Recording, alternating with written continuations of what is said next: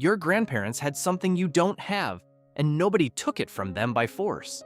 It just disappeared. So slowly that most people never noticed it was going.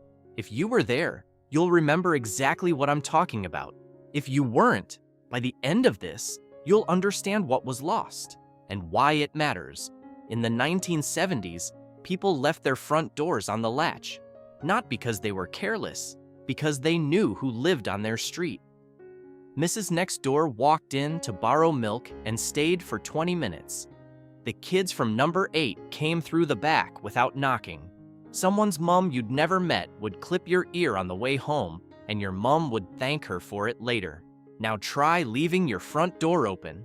See how long before you start worrying about it. That's not because the world is more dangerous.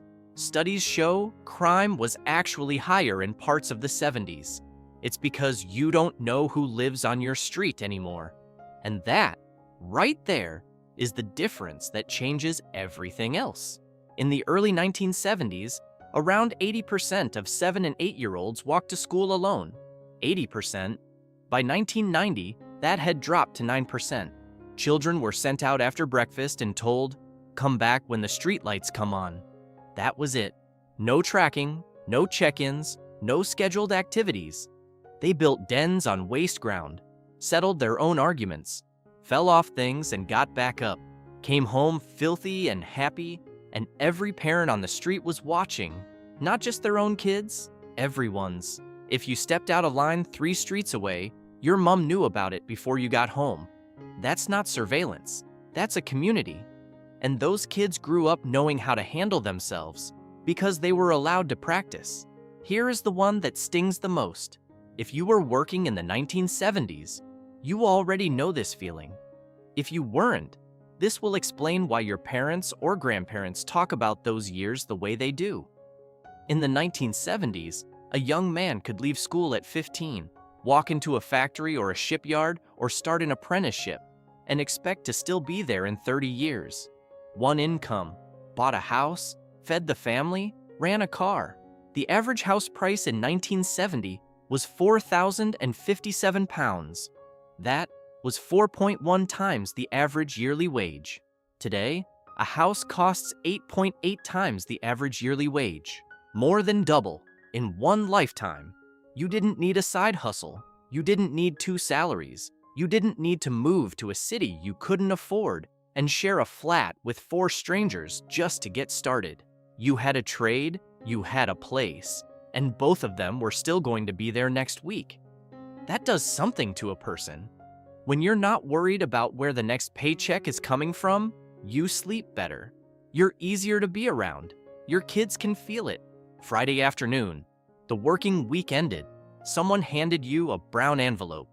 Inside, notes and coins.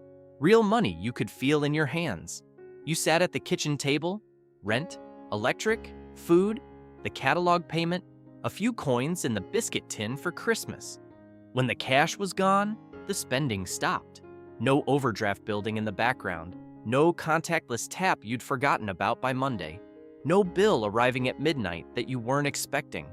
You knew exactly where you stood every single week, and knowing, just knowing, gave people something most of us have completely lost. You weren't lying awake at 2 a.m. wondering what was coming out of your account. You knew, and knowing was enough. Friday night was Chippy night. Dad came home, Mom didn't cook. Someone was sent down the road with a few coins. You came back carrying a parcel so hot you had to keep swapping hands, grease soaking through the paper. The whole family sat around eating chips with their fingers, telly on. Nobody thought twice. It cost almost nothing. It happened every single week, and it was the highlight of the whole 7 days. The same thing, the same night, the same people, and somehow, it never got old. One delivery app at a time, Friday stopped meaning anything at all. All of that is gone now. Not all at once, not overnight. But here is the question nobody asks. Did it have to go, or was it taken? At their peak in the 1970s, there were over 4,000 working men's clubs across Britain, more than 4 million members. That's roughly 1 in 10 of the entire adult population, all with somewhere to go that cost almost nothing. Bingo on a Tuesday, live comedy on Saturday, darts league on Wednesday. Les Dawson played those rooms. Cannon and Ball cut their teeth on audiences who'd let you know in 30 seconds if you weren't good enough. You didn't make plans, you didn't check anyone's diary, you just walked down the road after tea and your people were already there. Today, there are fewer than 1,400 working men's clubs left. That kind of regular, easy, free contact with other people, the kind you didn't have to organize, is the thing most of us are missing now. And you cannot get it from a group chat. Here is what the nostalgia videos never say. The 1970s didn't just fade away. Most of what made it work was deliberately dismantled. The factories that gave men a trade and a wage for life closed.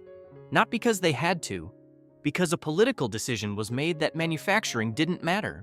Between 1979 and 1984, Britain lost a third of its manufacturing jobs. Not gradually, in 5 years. Entire towns built around one industry, steel, coal, textiles, shipbuilding, had that industry taken away. Overnight, without a plan for what came next. The council houses that working families lived in sold off cheaply under right to buy, which sounds generous, until you realize that the councils were not allowed to use the money to build new ones. So the stock of affordable housing shrank, year after year, and never came back. The working men's clubs started closing when the communities around them were hollowed out. You can't have a miners' club when there are no miners. The brown envelope disappeared when 0 hours contracts arrived. When gig economy work replaced permanent jobs. When the idea of knowing exactly what you'd earn next week became a luxury rather than a given. None of this happened by accident. Every single change had a decision behind it. A policy, a politician, a choice. There's one more thing the 1970s had that nobody talks about. Sunday. Under the Shops Act, virtually every shop in Britain was closed on Sundays. Nowhere to go, nothing to buy, nothing to do. And that was entirely the point. The whole country stopped at the same time, and because it stopped, nobody felt guilty about doing nothing. There was nothing to miss. Resting when the world around you is still going is hard. Part of you never switches off.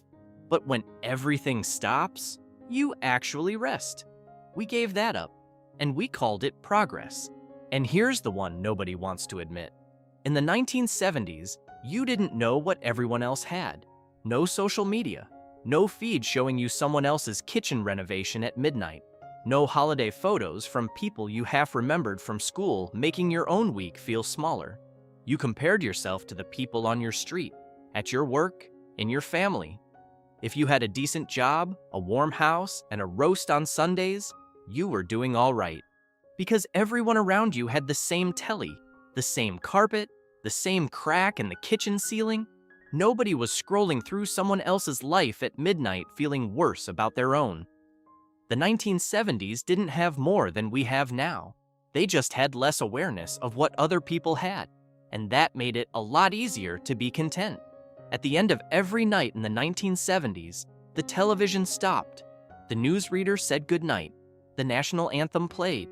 The screen shrank to a white dot, and then nothing. Static, silence. There was no 24-hour news keeping you worried about things you couldn't change. No screen keeping you awake until 1 a.m. for no reason. The day had a beginning, and it had an end. And when it was over, it was just Tuesday, and Tuesday was done. We didn't lose the 1970s because the world moved on. We lost it because specific decisions were made. About work, about housing, about community, about what kind of country Britain was going to be. And most of us were never asked. The front doors are locked now. The kids are inside, the clubs are closed, and somewhere, in a town that used to have a factory, a working men's club, a Chippy on the corner, and a street where everyone knew your name, someone is wondering what happened. This video is for them. If you were there, if you remember any of this, I want to hear from you. Tell me in the comments. Which part hit you the hardest? What do you miss most? What did your Friday night look like? And if you're watching this and you weren't there, send it to someone who was. Your mom, your dad, your grandparents. They'll have something to say about it. Subscribe. New video every week. There's a lot more to uncover.